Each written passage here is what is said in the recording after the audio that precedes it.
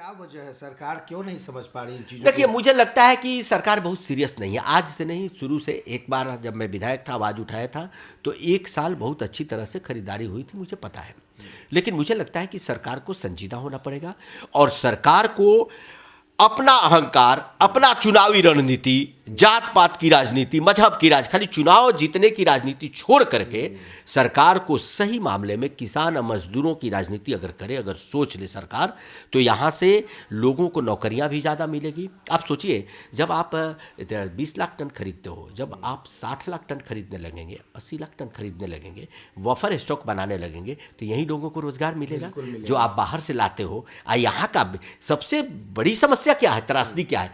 हर चीज के लिए बिहार का पैसा बाहर जा रहा है, एजुकेशन के लिए बाहर जा रहा है, राइस के लिए, पीडीएस के लिए भी बाहर जा रहा है, बाहर का हम दे रहे हैं, और हमारा कम दाम पर जा रहे हैं, 1000 रुपये में जा रहे हैं, वही लौट करके हमें लेना पड़ रहा है 2000 रुपये या 3। एक चीज़ और जो अभी मेरी बात हो रही थी किसानों के जरिए कि एमएसपी जैसे बिहार में 1800 कुछ रुपए है, ठीक है, लेकिन अब वो मतलब अपने धान को देंगे कहाँ, अभी तक सरकार ने ये तय नहीं किया। हाँ, वही मैं बोला कि सरकार की नीति हमको तो समझ में नहीं, सरकार चाहती क्या है, क्योंकि सब जगह जब खरीदारी शुरू हो गई, एक महीना खरीदने चला गया, तो यहाँ क्या है, अभी खरीदारी शुरू नहीं होगी।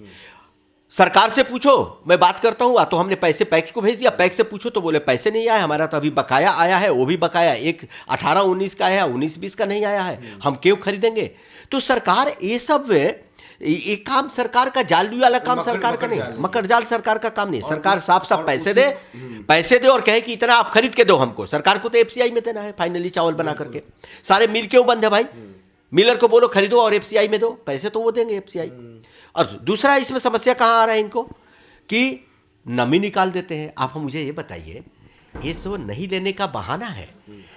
कश्मीर, उत्तराखंड और हिमाचल के नज़दीक है पश्चिमी उत्तर प्रदेश, पंजाब और हरियाणा, जहाँ से बफर स्टॉक खरीदा जाता है, और नमी आपके यहाँ है, उसके यहाँ नहीं है।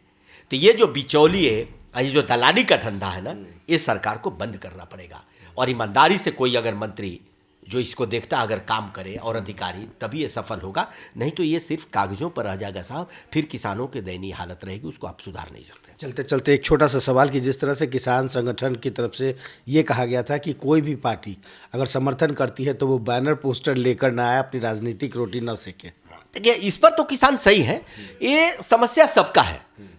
पॉलिटिकल पार्टी के लोग भी तो किसान से ही आते हैं साहब, हम तो किसान ही हैं। तो अगर किसी भी दल का है, उसके दर्द तो उसके दिल में भी है, वो आवाज़ उठाता है, चाहे सरकार में रहते हुए सरकार के बाहर, तो खुल करके बोलना चाहिए किसानों के पक्ष में, और किसानों को भी गंभीरतापूर्वक लेते हुए और सरकार की नीतियों का समर्थन करते हुए जो कमियां हैं उस पर अब दृढ़ संकल्पित होकर के सरकार से मनवाना भी चाहिए, और सरकार को भी लचीला रुख अपना करके देश हित में, जिससे किसानों का भला हो, सही कदम उठाना चाहिए। तेजस्वी यादव का सड़कों पर नहीं निकलना, प्रदर्शन नहीं करना, बिहार की राजधानी में पटना में प्रदर्शन था, फिर भी वो नजर नहीं आया। देखिए, अब इंडिविजुअल पर तो मैं कमेंट क्या करूं, क्यों नहीं आए, क्या ये प्रदर्शन कर रहे हैं। मैं मानता हूं कि किसानों की समस्या को लेकर के सबको संजीदा होना चाहिए।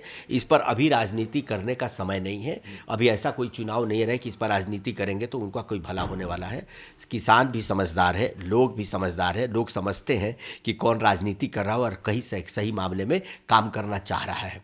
आज तो सब एमएलए को, सारे प्रतिनिधियों को और सरकार को खड़ा होना चाहिए उस सेंटर पर कि जहां सही ढंग से धान खरीदा। आखिर क्या कर रहे हैं आज जीते हुए प्रतिनिधि? जाके अपने क्षेत्रों में मुआयना करें। आखिर मंत्री जी कह रहे हैं पैसे दे दिए, कहीं पैसे नहीं, क्यों नहीं खरीदारी शुरू हुआ है? नमी का क्यों बहाना किया जा रहा है? मैंने आपको बताया।